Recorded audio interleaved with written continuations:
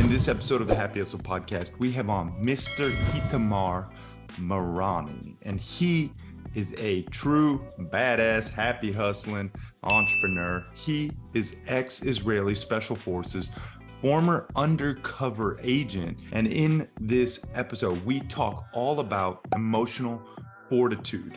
We talk about the 3 core fears that hold people back. And we also talk about the motivation fallacy. We're going to be diving into this one with Itamar Marani. Do you want blissful balance in your personal and professional life? Great. What's up, guys? My name is Kerry Jack, and I want to help you happy hustle a life you love, one full of passion, purpose, and positive impact. I'm a lifestyle entrepreneur, a professional model / actor, a digital marketing specialist, a podcast host, author, a biohacker, an eco-warrior, a martial artist, a hippie cowboy, and a humanitarian. My goal is to educate, inspire, and entertain you to live a life of passion, purpose, and positive impact. It is time to happy hustle your dream reality.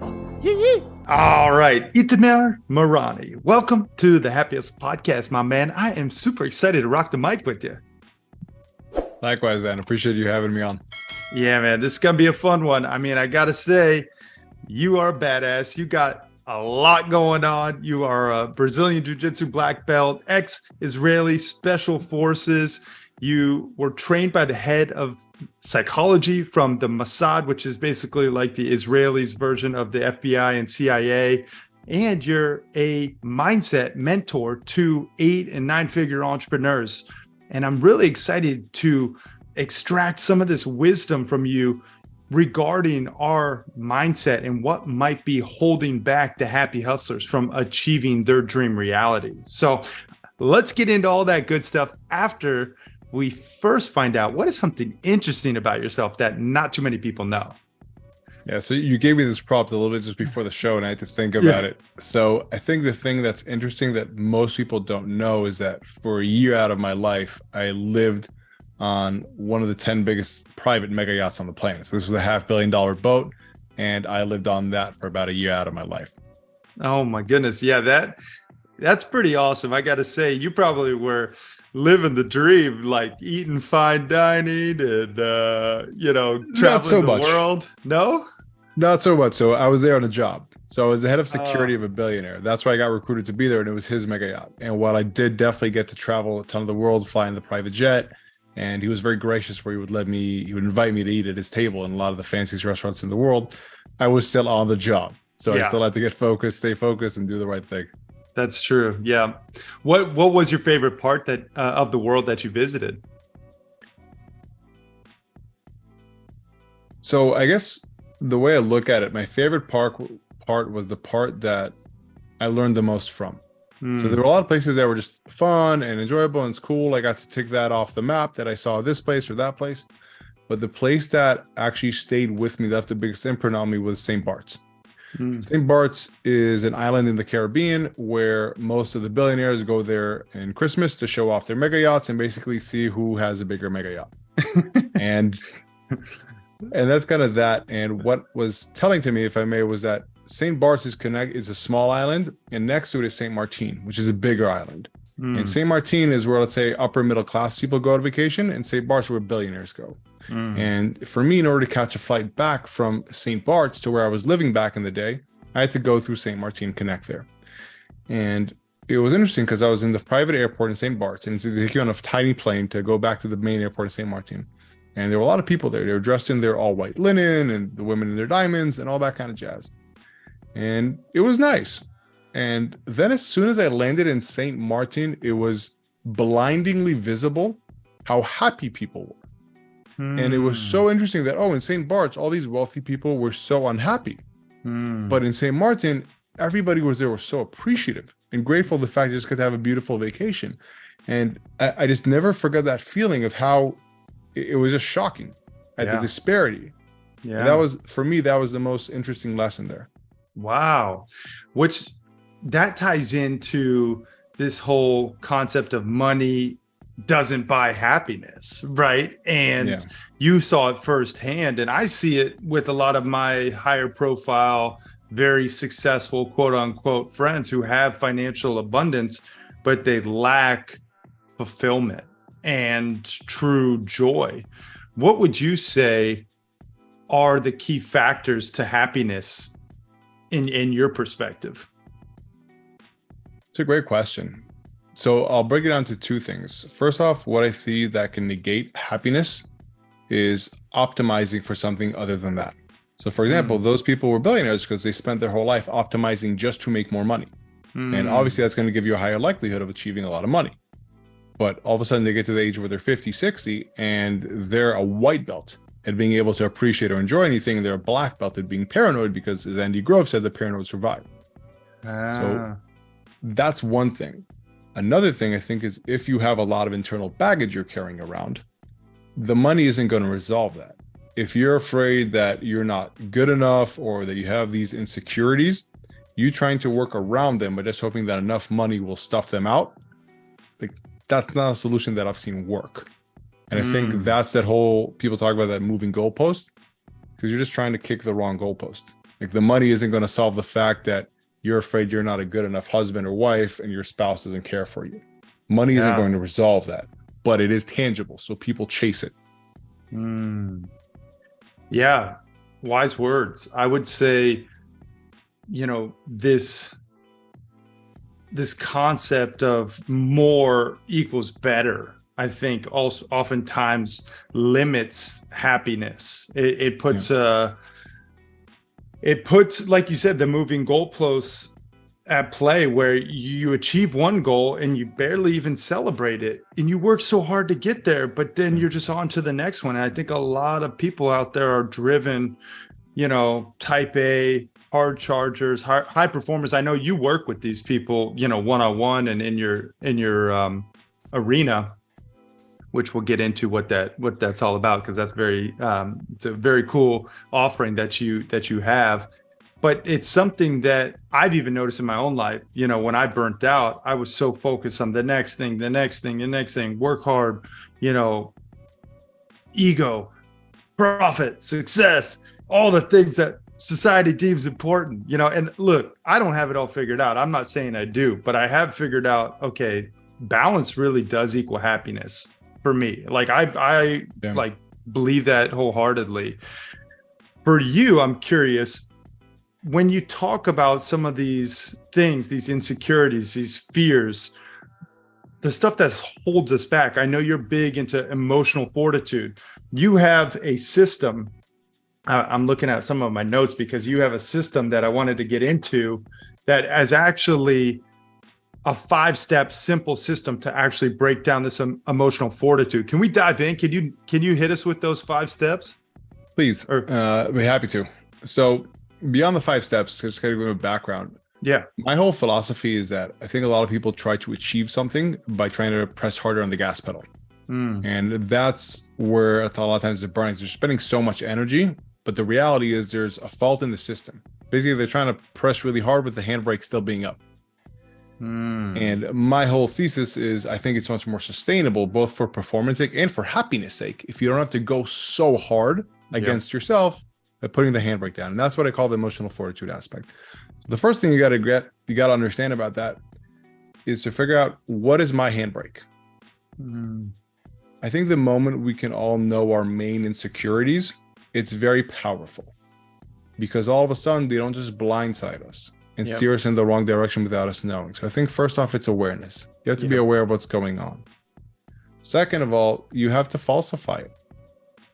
Like, I'm not a big fan of the whole terms positive beliefs, negative beliefs, limiting beliefs.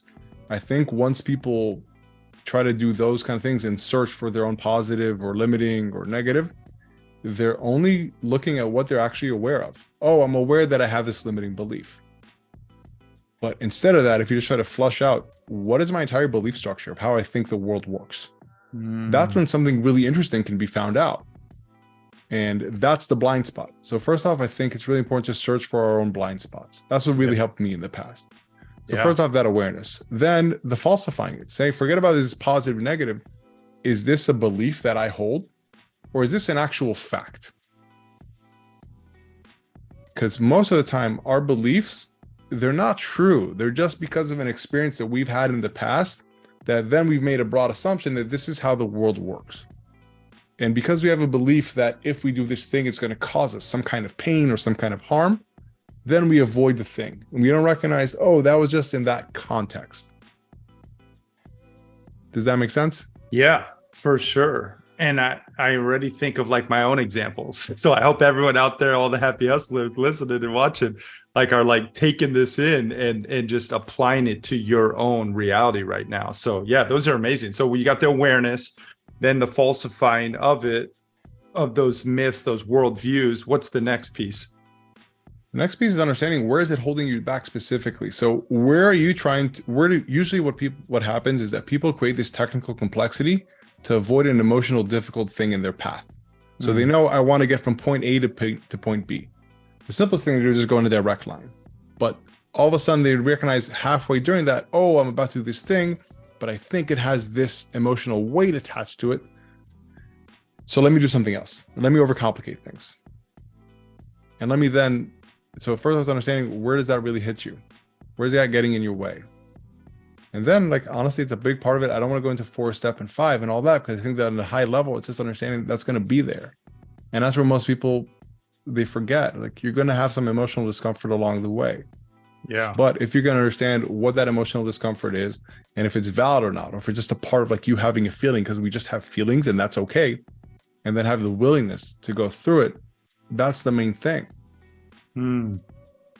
Yeah. I mean, I think for me, when I think about the insecurities, the self-limiting beliefs, maybe I know that's not your favorite term, but like I got to practice to change it now, because you make some really great points around it.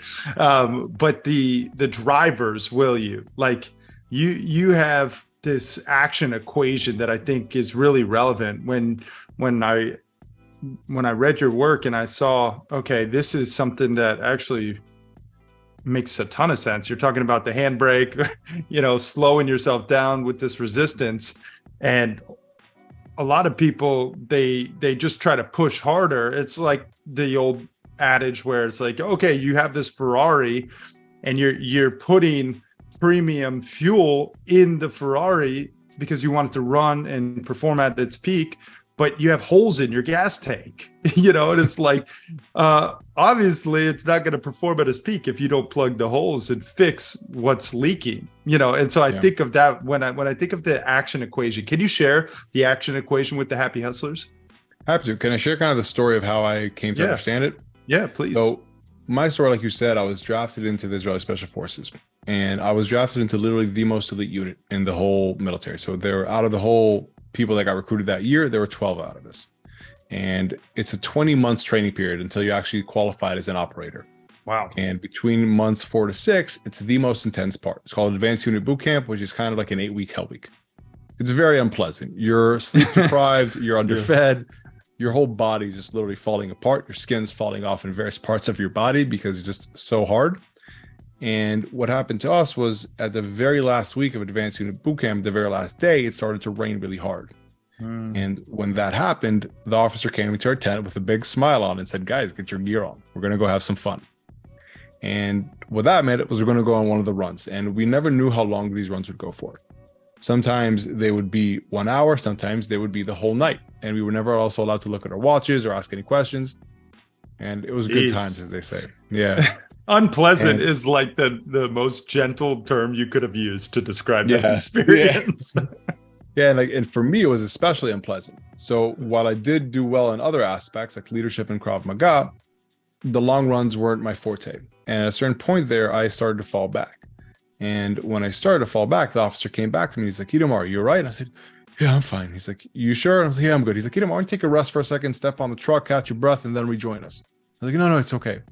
He's like, Itamar, take a step back, go sit on the truck, catch your breath, and then join us.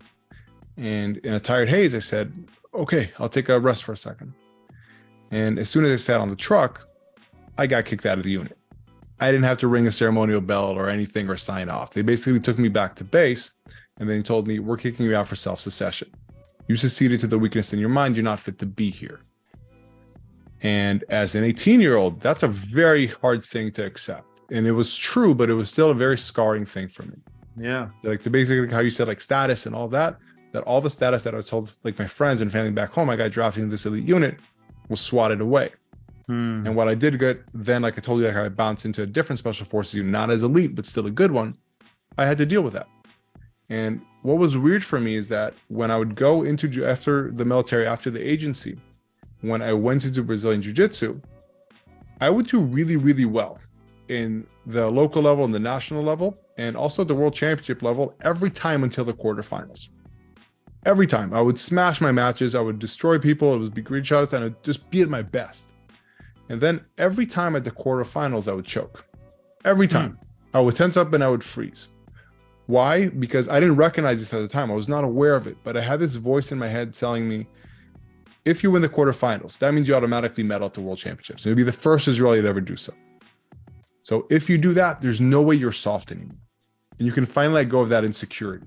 And because that put so much weight on me that I wasn't aware of, it would cause me to tense up. And it caused me to dip into the wrong area of that performance pressure bell curve, where the pressure was just too much and my performance suffered. And I think a lot of people don't recognize that that's what's going on. Like, and for me, I was so motivated. I would lose at the world at 4 p.m. And then at 8 p.m., I would find somewhere in that area to train more. But no matter how motivated I was, when I got to that apex level of pressure, of really trying to perform at my best, it would hold me back, regardless of the motivation. And I think the motivation fallacy, what you're saying, it's very tempting. It's very alluring, because it would be much nicer if we could just get really motivated and achieve whatever we want. We could jump up, get excited. That'd be awesome. That feels great. Yeah. But it's really hard to actually look within and say, you know what, especially as like, let's say an A-type individual as a man, I have an insecurity here. I think I'm soft. And it's hard for me to admit that. But I recognize that this insecurity is also causing me to mess up.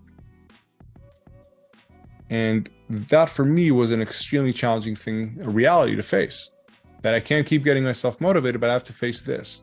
And the whole action equation is that most people, when they feel like they're stuck, they try to get motivated. Why? Because they feel that the level of action will be dictated by the level of drive they're facing, minus the level of resistance they have.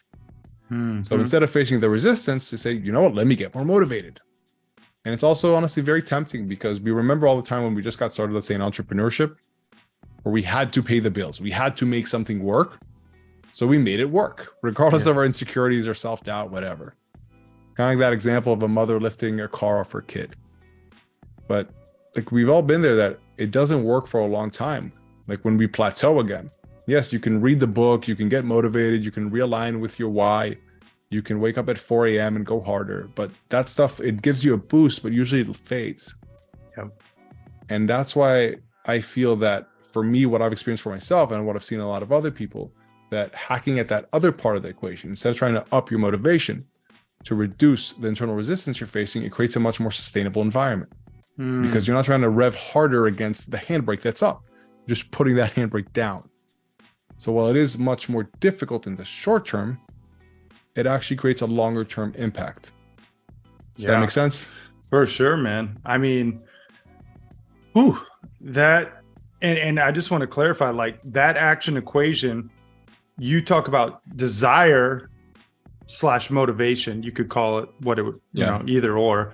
Let's call it motivation minus resistance equals action. So very simply, you know, your motivation right now, everyone out there watching and listening, is being hindered by your resistance, which is decreasing your positive action or negative action, you know, either one. It maybe is increasing your negative action. So you have to think about what is that resistance, and what can you do to eliminate that resistance to increase thus your action.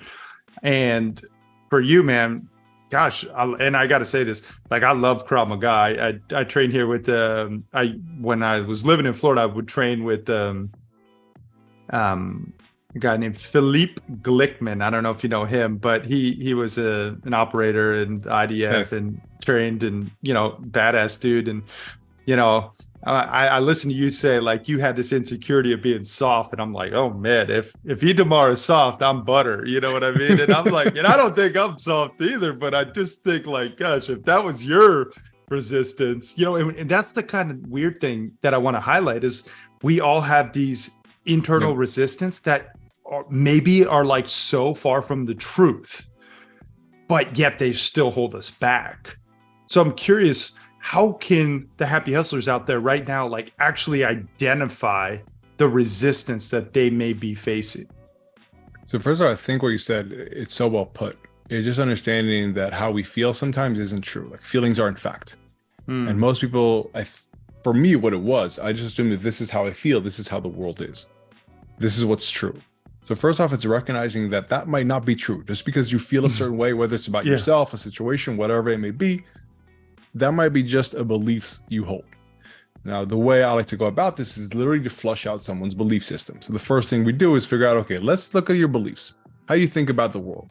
So for example, let's say an area you're struggling with, or something that you feel a lot of resistance around. Let's fill in the blank that in order to achieve this, I have to do that. If I do this thing, then that will mean, or people are, in order to, unless then. You use these kind of formulas and you break it down. All of a sudden you use these prompts and people recognize like, oh wow, I thought that in order to make a lot of money, I have to compromise on my values and integrity. Why? Because I saw that my best friend's father growing up in second grade, he made a lot of money, but he was an unethical individual. And all of a sudden I made that assumption. I never realized that. I thought that if I put myself out there, then people will make fun of me. Why? Because in second grade, I was told to come up for show and tell, and I showed my thing, and the kids in class laughed at me. Yep. So I just assumed that now for the rest of my life, if I ever put myself out there, then people will make fun of me. So using these kind of prompts, and you said like before you did that in the course that I had, that's the whole point of them, is to flush out your subconscious and see what are these belief structures that I hold. Because once we can figure that out, we can say, are these true or not? Are they valid or not? Yeah. And those prompts, like, they really helped me. Like, I actually went through it, and you know, I was just doing research to better prep for this interview, but I was like, oh, this is actually really helpful. we gotta actually share this with the happy hustlers. If people want to go through that micro course, can you maybe tell them the best place to check it out? Sure, let's do this. Go to itamarmarani.com/happy hustler, and we'll make sure it's all available there and it's free and everybody can get it. Yeah. Because that is something I know is valuable for not only myself, but anyone who is looking to achieve, more in their life. And not saying more is always better, but oftentimes if you are being truthful with the person you see reflecting back in you in the mirror, you could potentially have more of a positive impact. And really, I think these kind of prompts that you created help identify that resistance better than just about any self-quantifying assessment that I've been through. And I don't say that lightly. I've been through a bunch of self-quantification and assessments.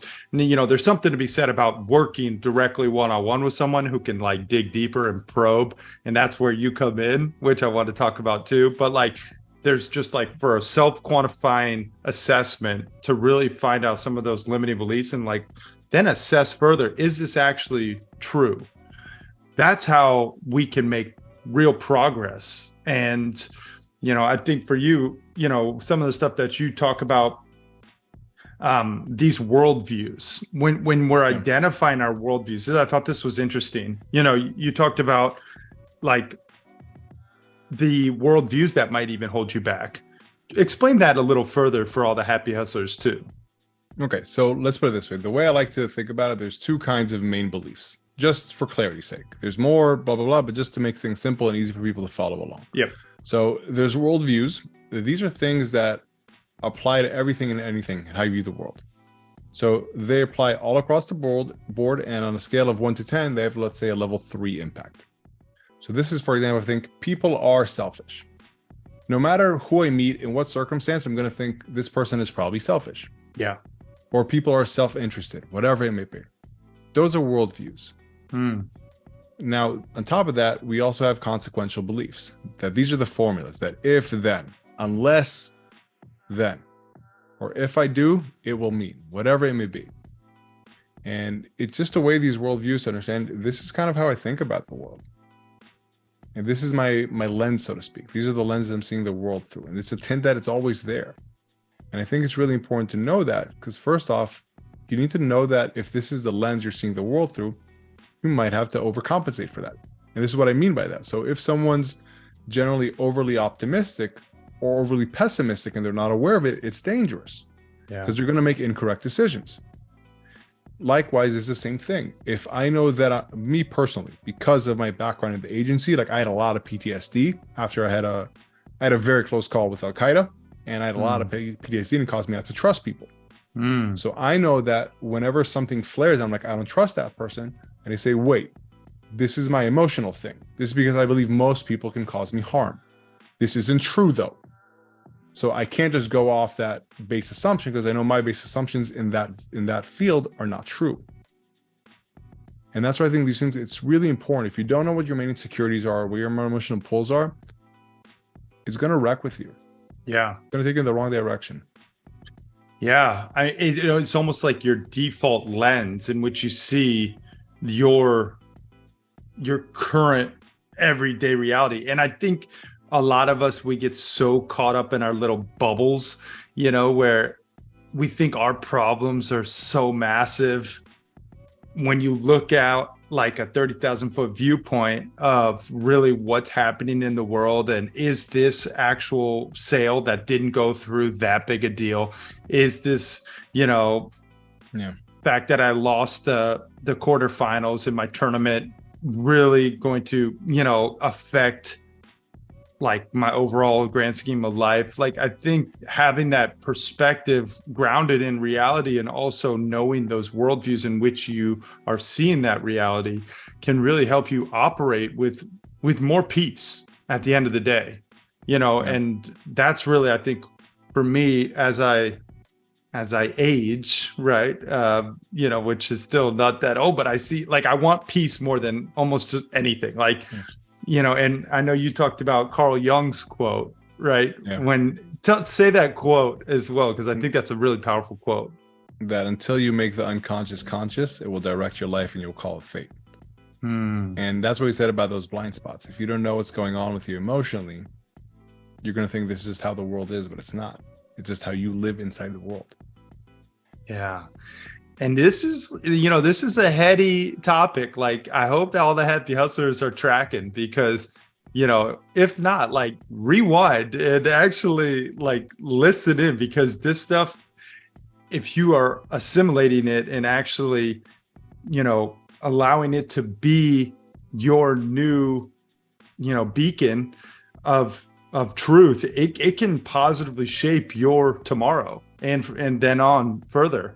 I am, very interested in how you apply this to business. And I know you specifically work with business owners, with founders, with CEOs, with high performers.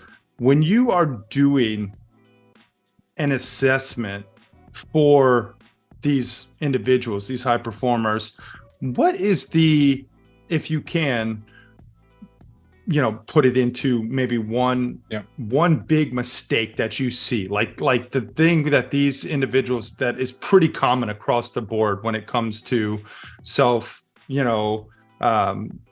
resistance, will you? So the main thing I try to make sure they're not doing is creating some kind of technical complexity to avoid something that's emotionally difficult for them, especially if it doesn't need to be.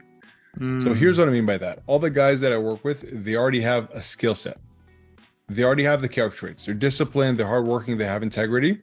And they also even know, most of them, how to view like things in the correct manner. Like, oh, this is an opportunity. It's a challenge, it's an opportunity.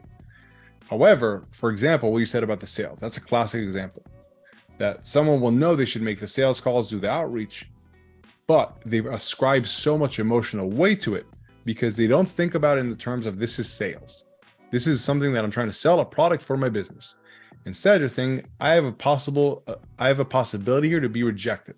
And if, as a primal human being, I'm rejected by my tribe and we're 100,000 years ago in the savannah, I am going to die. And unless we're aware of that, that's where people go to those emotional extremes. It's like the main thing I try to help the guys and girls understand is that you're driven by certain core fears that were hyper relevant 100,000 years ago because they helped us survive. Yeah. But these days, they actually hold us back.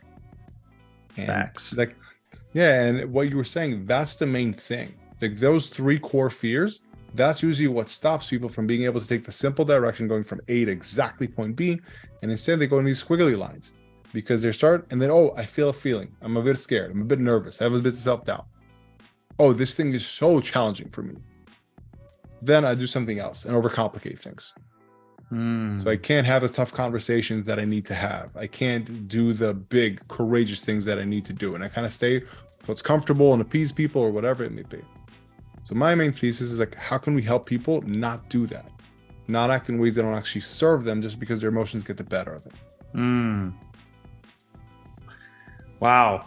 Yeah, that is some powerful stuff. I mean, the fears that are holding us back, and you, like, I want to talk about it in terms of my own perspective and be vulnerable. I know that's a big piece to your work.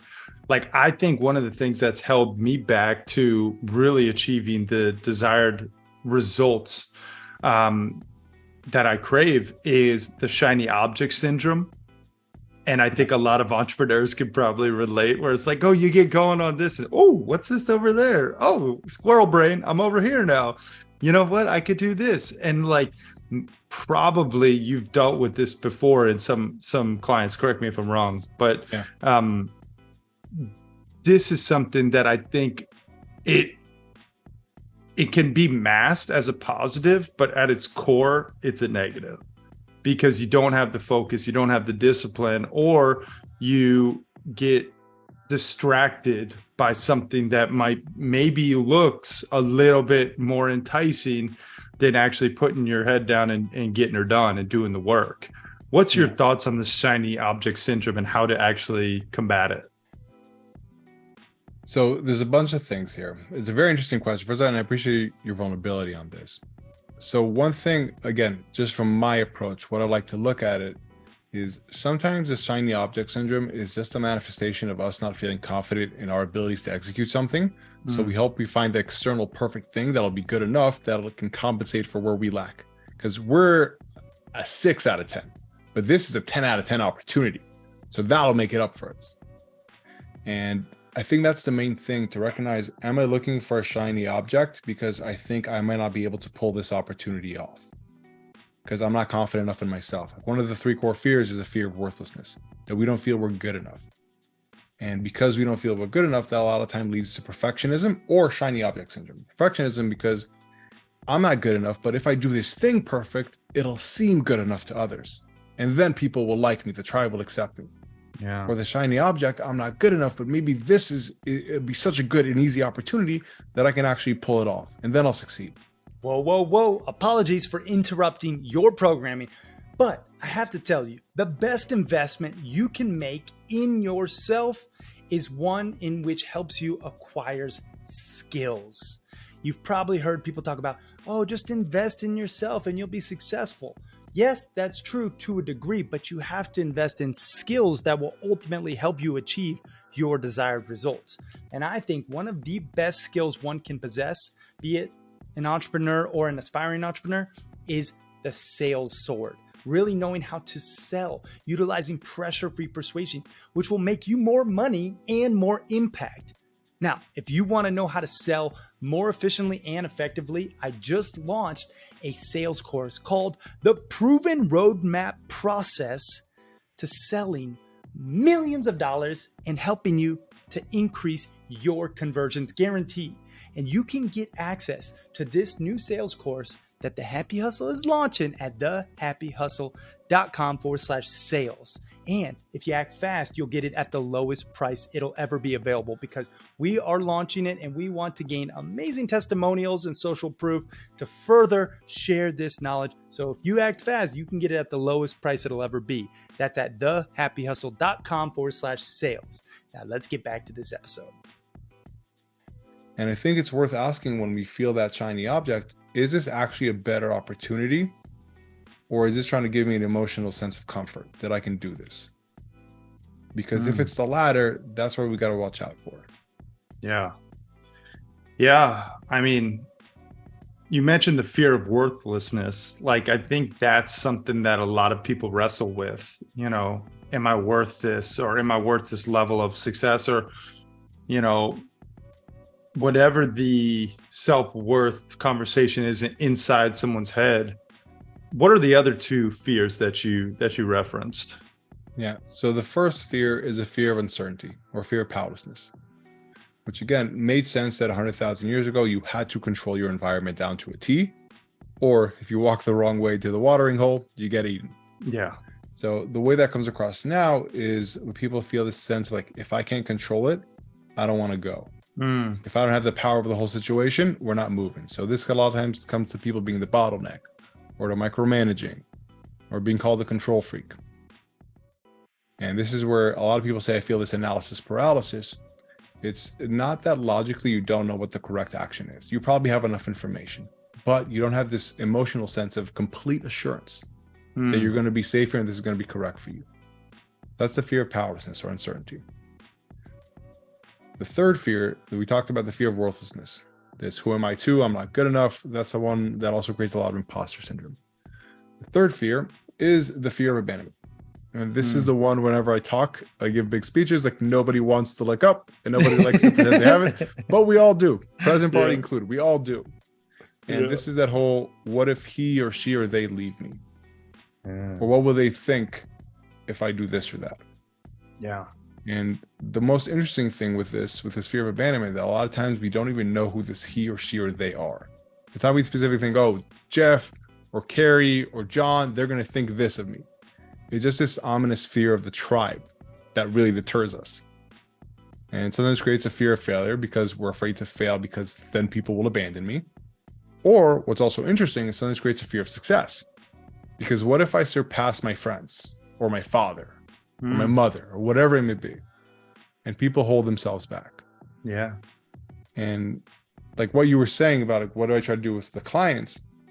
The real issue with all these fears, with this fear of powerlessness, worthiness, and abandonment, is not that we feel them.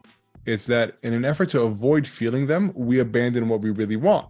Like how you said, the lifestyle, the success, the achievement, whatever it may be. Like we abandon our dreams and wants because what if I get abandoned along the way?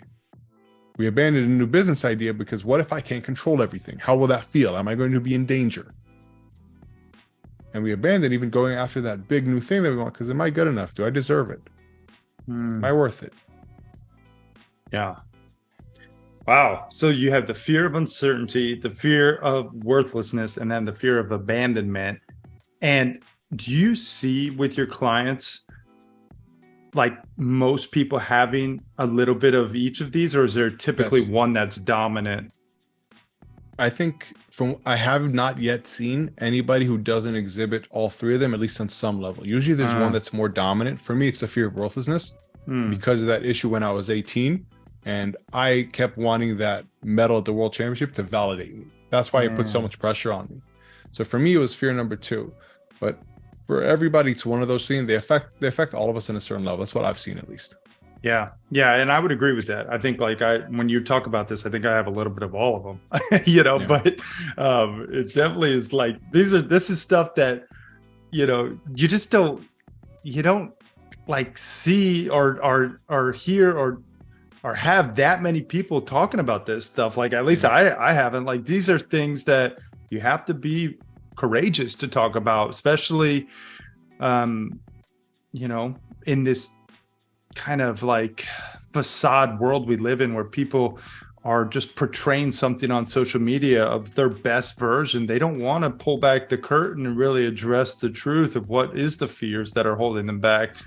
And I think the world is craving that more and more, of that authentic, real, unapologetic self. And that's really where the growth happens too. You know, this is phenomenal, man. Where can people go? I know you have your arena and your arena elite. Talk to us a little bit about what that looks like, because I'm sure some of the happy hustlers out there are like, hey, this guy, Itamar, he's the real deal. Like, I want him to help me break down some of this for myself. Like, where can people go to learn more about you and what you offer? I appreciate that. Before I go into that, do you mind if I also share how I want to add something to what you were saying before? Please. Is that okay? So for me, it was that whole lack of awareness. This was an opportunity. This was a possibility, looking at this part of the world, this part of how we operate. Like, I was very, very fortunate, I think, to have a very close encounter with Al Qaeda and get to a level where I had some pretty severe PTSD that I had to deal with. Yeah. And that forced me to work with that head of psychology of the Mossad. And he was the one that was able to kind of like shed light and explain to me, this is kind of how your mind works. And this is what's going on with you. And this is why you feel this way. And this is why you're acting this way. I think for me, I was very privileged, honestly, to go through that crazy stuff, because without it, I would have probably kept going along in life, but I wouldn't have hit that kind of level of awareness and everything that brings. So further, I just want to say that it's also, it's not available everywhere, and it's a shame. I agree with you. And I think beyond a lot of people willing to be vulnerable, it's a lack of knowledge in the world. That's very true. I do think, like, it's a very complex topic at its core. And you had, unfortunately, this exposure, which, do you mind, is it classified, or can we hear this story? Yeah, so it's not, so parts of it are, I'll tell what I can. So basically, as a part of my service in the agency, I was working undercover, and I was in Mumbai, India. And I was in a role where basically every 6 or 8 months you swap out the person conducting the role, but that position still stays in the field. And when you're working undercover abroad, you're not expected to just hole up in your room and not live a life. You can go out to restaurants, you can go out to the gym and work out, but you have to have certain confines. Obviously, you can't tell anybody why you're there. You can't get in people's cars. You have to keep up a cover, and so on and so on. Now, somebody who I'd met at the local Gold's Gym there, and every time we just randomly kind of meet up and we would hit the bags together and spar, kickboxing, he was kind of friendly, and we would just we swapped numbers, but I kept everything in check with how it's supposed to be. And we would meet every once in a while to spar. We'd set it up. I'd always follow the rules. I never accepted a ride from him, never told him where I lived, never took it anything beyond just the gym. And it was during the 2010 Soccer World Cup. In the semifinals, he called me at halftime. He's like, hey, Itamar, my TV just broke down. Is there any chance me and my friend can watch the game at your place? And like, Mumbai has different cultural issues. So it's, even though we weren't close, it wasn't a very weird ask. But I just said to him very clearly, like, no, there's a sports bar right next to the Golds. Go watch it over there. Have a good time. And he's like, oh, okay. He calls me 2 minutes later. He's like, hey, man, they're not showing the game at the Elbow Room. Is there any chance we can please watch it at your place? We're really desperate. I said, no, man, it's not going to work. Have a good night. Maybe I'll call you next week and we can spar. He's like, oh, okay. Calls me 2 minutes later and he's like, hey, Demar, can we please watch the second half? We're really desperate to see it right beneath your house. I said, how do you know where I live? And as soon as that happened, I could feel like the hairs in the back of my neck spark up, and my flatmate, who was also an agent, heard my tone and he looked at me, and there was kind of silence on the phone, and the guy said, oh, you told me once. And it was obvious to me that I would never, ever, ever tell anybody where I lived. I would always check that no one was following me back. I would never tell anybody where I lived. Yeah. And it was that moment that he kind of blew his cover. And I told, like, I spoke into the phone. I said, okay, I know who you are. You know who I am. Like, all the cards are on the deck. The call is yours. Basically, me and my flatmate got our gear on. I told my superiors what had happened. Within a couple of days, I was out of the country, and our head, basically the Mossad attaché at the embassy, confirmed with the Indian FBI, which is the IBI, that was an Al-Qaeda cell. They had picked up the trace of my predecessor, and they were trying to kidnap me. And the whole goal with him getting out to our apartment was to kidnap me, and everything that goes from there. Jeez. And I tried to compartmentalize that. As like a pretty young man, I didn't understand. I was like, you know what, this is just what happens. So my belief structure is that if anyone is not Israeli and I meet them abroad, they can endanger me. So as long as I don't interact with anyone who's not Israeli when I'm abroad, I'm safe. Hmm. So what that led is to me having very extreme social anxieties, where I wasn't able to connect with anyone while I was traveling and doing jiu-jitsu and so on. And when I finally met Israeli people abroad, and after like 7 years of not being able to make any new friends, I told them, oh, I think I'm able to connect with you guys because you're Israeli and I had this thing with Al-Qaeda. One of them said, Itamar, that's not normal. You have some issues. And he was an entrepreneur that I really respected, and he was a family man. He had like a lot of values that I appreciated. And he said to me, Itamar, like, I've gotten help for my stuff. This is definitely something that is valid for you to get help with. And I think as a young man, I felt that my story was, it sounds stupid, but for lack of better words, at that time, I felt like it was extreme enough or alpha enough that it was valid for me to seek help. And that's when I got in touch with the head of psychology of the Mossad. And what was very interesting is that at the time I started to work with him, I had absolutely zero awareness that all that stuff in the military created this fear of worthlessness in myself. I had no idea that was rattling as well. I just thought it was the Al-Qaeda thing. I remember my first session, he was like, what happened? I almost got kidnapped by Al-Qaeda. I have social anxieties. I want to work on it. Only after we uncovered that and he started fleshing out the rest of how I view the world, I recognized, oh, wow, this is why I've not been able to connect with anybody. And this is why I've pulled myself back so much. Yeah. And that to me was why I say I was fortunate, because if that wouldn't have happened, I would have never uncovered all that stuff that happened at 18 years old that really messed with me. Yeah. Man. Woo. Well, I'm glad you're with us still. And Likewise. damn, dude, that is some crazy like I got a little chills thinking about that. That's, that's the reality of that world, the undercover agent and obviously the military. And I know it happens, but knowing your story now personally and you, it's definitely puts it in perspective. And I can understand how PTSD happens. And I think people don't even understand, like, PTSD isn't just like a military thing too. Like, PTSD happens from all sorts of things. It could be a bad relationship. It could be your parents. It could be, any number of occurrences, from a bar fight to, not like having success in business. Like that's the thing. Can I add something? How small it can be? Yeah. I've seen 8-figure CEOs that are afraid to do something big. And when you get down to the really root of what's going on there, they're like, oh, in second grade, I was made fun of once. Yeah. And that's a thing that's stopping them from taking their business. That one incident. Yeah. And I think that's like, and I love the fact that you're saying, and I appreciate that, because I also don't want this to be in some way taken as, oh, I had something really extreme, so it was valid for me to look at it. Yeah. It's like, honestly, I wasn't aware enough and I wasn't courageous enough to say, I don't have to have something this extreme to actually take care of myself. Yeah. And get after this. Exactly. It's like, for me, like, I needed that excuse that this was like alpha enough, which is stupid, in order to actually address it. And I think it's much better this is not a perfect fit. So I'm going to keep moving forward. I'm going to actually address this. Yeah. It doesn't have to be big. Exactly. Yeah. And I think that is, why people need to work on this stuff. And that's why I do want to, kind of bring up how you work on this. And if you would just tell people where they can go if they did want to work on this and what the arena entails. Please. Okay. So the easiest way to go is just go to the website, itamarmarani.com. If you want to start it, go over it. It goes .com/apply. Basically what it is a 6-week program. We try to take people through all the stuff that I learned from the head of psychology of the Mossad, but in a very systematized fashion. So we try to really do the 80-20 of the 80-20 of it with a focus on results. The focus of the program is not to make you feel better while you're doing the program. It is to create a sustainable long-term change. And the way we do that is, first, we get people really clear on what they want, and then how they need to actually change. Like, okay, this is what you want. So how do you need to change? Forget about what are your current top values and what do you really connect with. What do you need to start valuing in life? As a CEO, do you need to start valuing leverage more or outsourcing, whatever it may be? And then what are very clear rules that you can say, if I live by these rules, I have indeed lived out these values. And in theory, like, that would be enough if we were computers. But then it gets into that whole part of what we talked about this whole hour, is how we hold ourselves back, the human factor.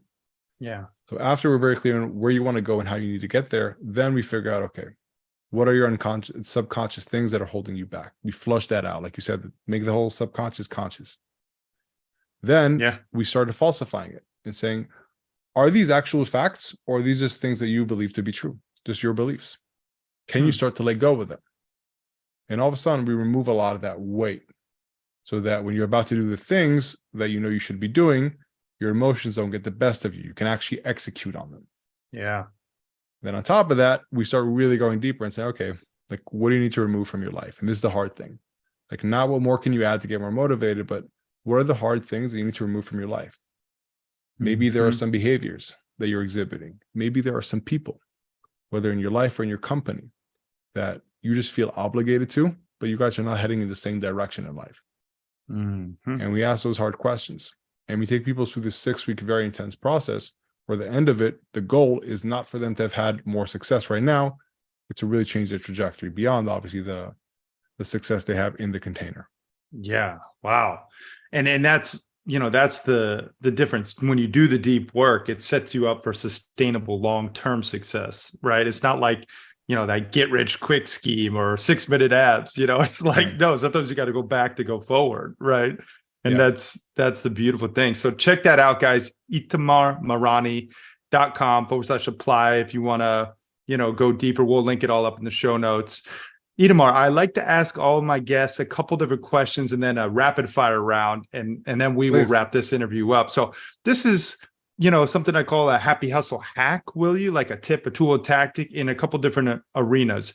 First being health. I know you're shredded. You take health very seriously. What is something maybe that you do that's a little unique in the health realm that maybe we could deem a happy hustle hack? Ooh. What do I do that's unique? So I think what I do that's unique, that I don't try to do anything unique. I just do the basics and I don't try to get fancy. And that's just fair enough. Yeah. Well, I mean, that's it. The basics work. What is something when it comes to money, a happy hustle hack in this arena? I know you made money. I know you've lost money. I know, we all have. Do you have maybe something that you do to save or invest or spend wisely when it comes to money that we could deem a happy hustle hack? Yeah, so I like to spend money on something that if I could never show anybody that I have it, I would still want to spend money on. So I don't wear a watch, for example. Like, I don't care about that stuff, but I fly business class. Why? Because I like to fly business class, and I like when I'm going to a conference to arrive the next day and feel fresh. I don't post about it on my social media, but I think that's a rule that served me really well. Like, if I couldn't announce it, if no one can know about this, would I still want to spend this money on this thing? And aside from that, I would highly, highly recommend the book, The Psychology of Money. Great book about that. Yeah. All love it. What about spirituality? For me, I believe in a higher power. I think it's important to have faith in something bigger than yourself. I don't care what anyone believes in terms of one religion or another. I just think it's important to have faith in something. What is your happy hustle hack when it comes to spirituality? Maybe something that you do to connect to a higher power. I like to be in the ocean a lot. I spend probably an hour or an hour and a half a day in the ocean. That's why I live where I live. Yeah. I mean, for me, that just being away from everything and just kind of being in the middle there, it does something where it just calms me in a way that nothing else can. Yeah. And for me, for some people, it's walking in nature. For me, just being in the water, it just does amazing things to me. Yeah. That's me in the wilderness, but I do love the ocean too. I'm down here in Florida right now, and I was just in the ocean. I'm like, damn, this is nice. Just the energy. I love those. Those are great. Let's put you through the rapid fire round. So this is where I basically just ask you random things and you answer honestly. First thing that comes to mind. Are you ready? Let's do it. Okay. Favorite food? Go. Burger. Favorite movie? Ooh, I don't know. First thing that came to mind. I want to say Godfather. Okay. That's cliche, but that's probably what comes to mind. Favorite book?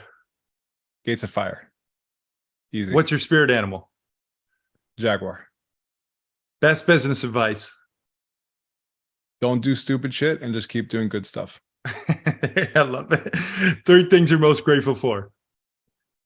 Grateful for the life that I have now. I'm grateful for my wife and my kid, the family. And I'm just grateful for having gone through what I've gone through and the ability to go forward in life with a certain level of awareness. Yeah. Love that. And if you had a billboard for the world to see with your last piece of content on it, what's that billboard read? Feelings are in facts. Crush that rapid fire round, man. And Itamar, I just want to take a moment to acknowledge you, brother, for sharing your love, your light, your wisdom, your emotional fortitude, and your like very, very powerful work in this arena, just from going through, the course and some of your work, and even just talking to you today. Like I feel a different level of knowing thyself. And I think that's really what you help uncover. And I just want to say thank you for sharing that with us, and thank you for your work, man. I appreciate the kind words, and thank you for having me and for what you're doing, honestly. Awesome, man. Now go ahead and tell best place for people to connect with you online as well. And, maybe just like a call to action when it comes to, what you really hope to leave the happy hustlers with. Yeah. So easiest place to find, especially if you like listening to podcasts, go to the Emotional Fortitude podcast. That's where we break down little case studies. We say, okay, this is this entrepreneur. This is where he was, this is where he started. This is where he got to. And these are the exact steps that he used. You can use them as well. And sometimes we break it down ourselves. Sometimes we actually have the person on to break it down with us. So first off, that's the easiest place to find and really get sucked in. Other than that, at Itamar Marani at all the major Facebook, Instagram, all that kind of good stuff. And the major thing I would leave everybody with is I would ask yourself this following question. Where am I creating some emotional complexity? Sorry, some technical complexity because I'm feeling something uncomfortable. And is that feeling something that I have to succumb to? Can I first shave it down by falsifying it, figuring out what's going on there? And two, even if it is uncomfortable after I shave it down, do I have to wait until it doesn't feel bad anymore? Sometimes things are just a little bit uncomfortable. And even though we can make them as less uncomfortable as possible, we can't just wait for everything to be grand and comfortable. It's not how life is. Well said. Final question. What does happy hustling mean to you? Being able to do it on a sustainable basis. So I think hustling where people burn themselves out and then they go on a 2-week meditation retreat or a yoga retreat, that's not happy hustling. That's just you trying to go from one extreme to another. Being able to do it on a consistent basis where you're able to appreciate the journey while you're going for big things, that sounds awesome. Yeah, amen. Mic drop. Itamar Marani, y'all. Thank you for watching and listening. We are out. Peace and love.